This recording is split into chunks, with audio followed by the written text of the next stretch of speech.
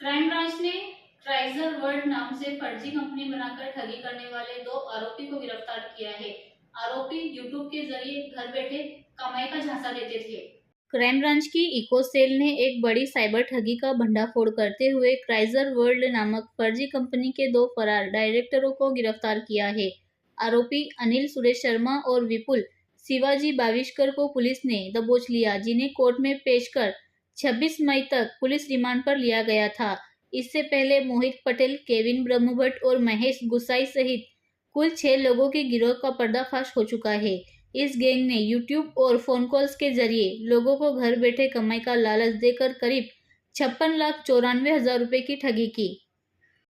સુરત શહેર ખાતે પાલ ગૌરવપટ રોડ ખાતે ક્રાઇઝ વર્લ્ડ નામની કંપનીની અગાઉ ગુનો દાખલ કરેલા, જેમાં 3 નાસ્તા પડતા આરોપીઓ હતા, જેમાંથી આજરોજ આરોપી નંબર 4 જે અનિલ સુરેશભાઈ શર્મા તેમજ આરોપી નંબર 5 વિપુલ શિવજીભાઈ બાવિસ્કર નાઓને પકડી નામદાર કોર્ટમાં રજૂ કરી 1 દિવસના રિમાન્ડ મેળવી વધુ તપાસ પીએસઆઈ સોલંકી સાહેબ નાઓ કરતા વધુ તપાસ હાથ ધરવામાં આવેલ છે।